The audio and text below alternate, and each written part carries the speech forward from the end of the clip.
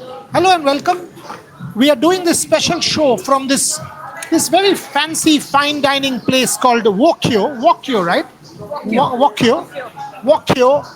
Very close to the stadium. This is Ashok's favorite. So we decided, In fact, it is right behind the Dubai card room where we had interviewed Atika. okay, great. Only a few days before. So here we go. 12 noon is what you are watching this particular show at, the timing. We recorded it the previous night after the Pakistan-India practice. And while India's practice was actually, the highlight of the India's practice was Shubman Gill, Abhishek Sharma, Varun Chakravarti, Gautam Gambhir, Mone Mokel, Ryan Tendashkar, T. Dilip. The highlight of the Pakistan practice, as usual, was Mohsin Naqvi. He's stolen their thunder again. He walked in like this royalty. He decides to come on the eve of an India-Pakistan match, but doesn't take questions for whatever reasons. Pakistan doesn't do press conferences. When our colleague Rohit Juglan asks Mr. Naqvi why is it that press conferences aren't happening, he says we will talk soon. Is he waiting for a miracle to happen? We don't know. But the truth is, will Mr. Naqvi's presence in that Pakistan press conference cheer them up, or will it put more pressure? The jury is out on that. Several Pakistani journalists have messaged us on condition of anonymity, actually saying that Mr. Naqvi is putting more pressure on his boys. Sadly, none of them will be able to say this in the public domain. India, however, continue their merry way. Let me take first comments. Gargi, Raut and Ashok Namboodiri joining me. Ashok, you go first. Mohsin Naqvi's presence on the eve of India versus Pakistan. How do you see it? It's fine, let it be. I think, this move is going to result in a lot of pressure on the Pakistan players. They're already coming in from a defeat that they faced in the match on the 14th.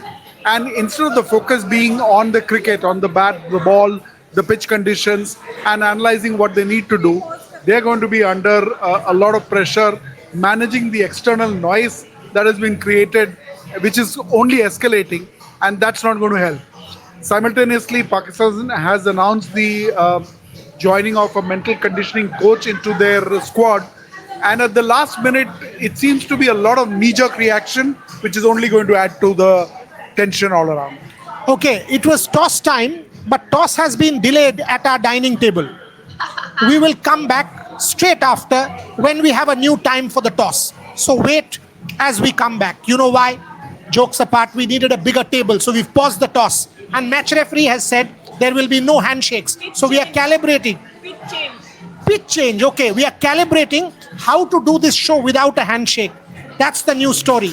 We are back in 10 seconds as we change the table and we will do the toss.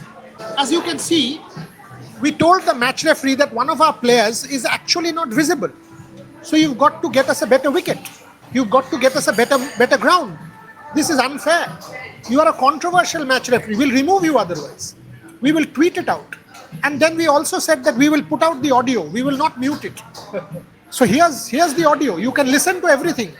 Ashok, Gargi have both joined us. Ashok has finished his point about Mohsin Naqvi's presence. All of a sudden, Gargi started to do a attention pose. I don't know why, but that's fine. Gargi, your comment on Mohsin Naqvi's presence in the Pakistan practice. This ramen is lovely, first of all. But yes, Mohsin Naqvi attending the practice session. Is that what you asked? Look, we all know how suddenly this entire situation has become so high tension. And I kind of, feel bad for the players because at this point, what the Indian management is doing right is the fact that they're guarding the players so much from the outside noise. And that has been their priority from the get-go in this Asia Cup. They all made it clear. Mone Mokel made it clear, Ryan Tendashkar made it clear that our job is to guard the players so that they can go out and do their job. They're here as professionals, as cricketers, and all they need to do is go out there on the field and put their best foot forward. But on the other hand, you look at a Pakistan team who are just under just as much pressure when we talk about this game. But then again, instead of sort of diffusing the situation, guarding the players, you see a Mohsin Naqvi quite surprisingly walk into the practice session. Obviously, it takes the attention away from the practice session, and all eyes are now on Mohsin Naqvi and whatever is going on. I think there was a bit of a chat between the players and Mohsin Naqvi. Yes, yes, yes, because which I don't understand the point of. A day before the match, I mean, isn't it counterproductive at this point, because the pressure is only going to go up if you try to make it so high profile. Sorry. Ashok even wanted to wish Mohsin Naqvi happy Mohalaya. That didn't happen, unfortunately. It will happen post the game. But Ashok, Shubman Gill, Abhishek Sharma, completely focused. Indians were practicing there when Naqvi came in. They did not even bat an eyelid. They were not even bothered. They cared two hoots. They finished their practice, went about their business. There was no greeting the ACC chair because they realized that the man who had walked in was not the ACC chairman, but was the Pakistan board president or the interior minister. So the Indians finished their practice and just went about their business. Absolutely. I think I was very pleased to see the approach with which they went into the practice today. They hit some really, really strong shots.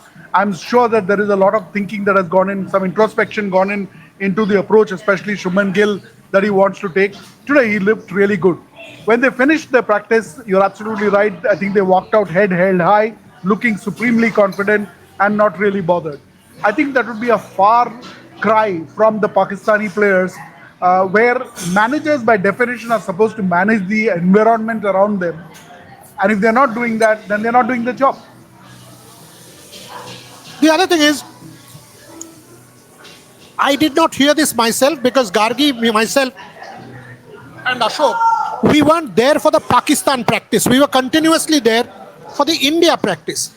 But several journalists have put it out, including our own Shubhayan and many others, that apparently the Pakistanis were screaming 6060. Damn it, if you can scream 6060, why don't you come and face some questions? And trust me, we have the ability to show you your 60 place if you have the courage to take some questions. How disgusting can you be? How disgusting can you be that you don't face the media and you're playing your football or whatever you are and you're screaming 6060? Gargi, your thoughts? I mean, look, we've been active on social media talking about this entire situation. And every single time I post something, my account has come into attention of Pakistani fans, of Pakistani journalists and all of that. And every single one of them is of the opinion that it is the Indian team that is politicizing the sport. It is the Indian team that is politicizing the clash between India and Pakistan. Now, what Suryakumar Yadav did was dedicate that win to the victims of a terror attack and his own armed forces. He did not mention Pakistan anywhere. He did not say, he did not accuse anyone of anything. All he did was went out and dedicated the win to the victims.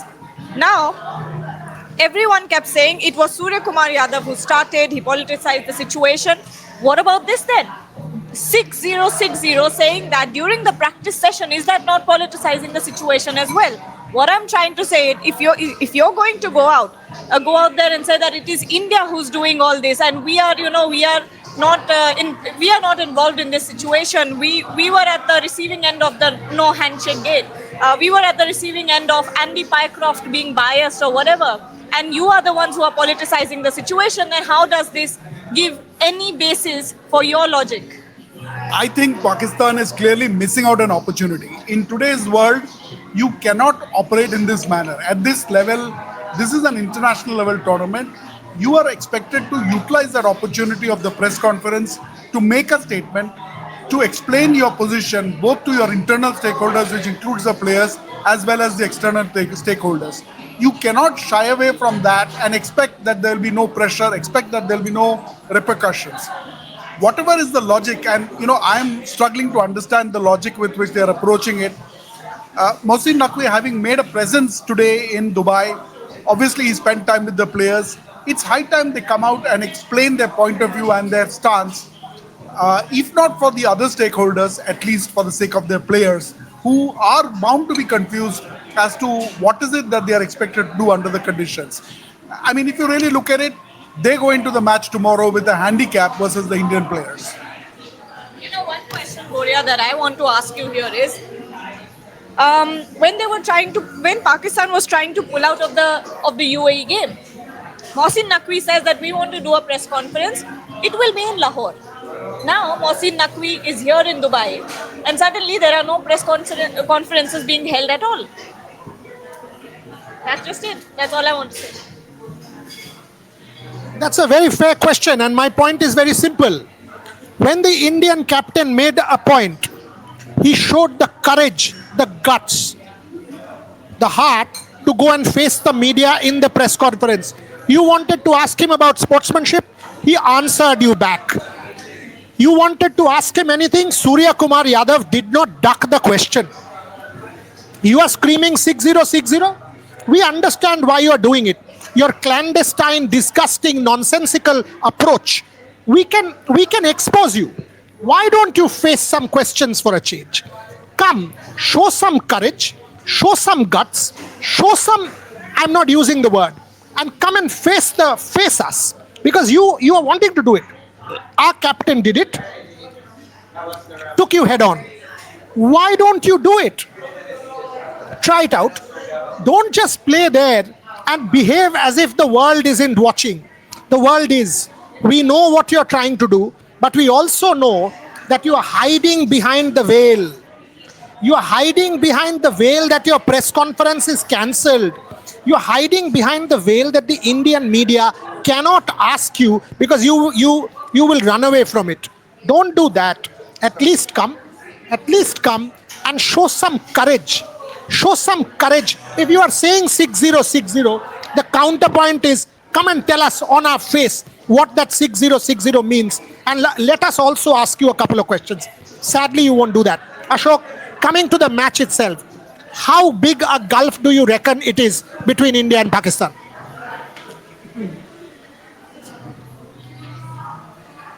I think in terms of the potential that the Indian team has with the current lineup that we have seen, and I expect the same lineup to play as the previous match, I think India is head and shoulders above Pakistan in every department of the game. Indians have thought through their strategy very clearly, batting a lot of depth. India bats till number 8, strong opening pair. They are looking at addressing whatever glitches are there. Perhaps today's practice session with a lot of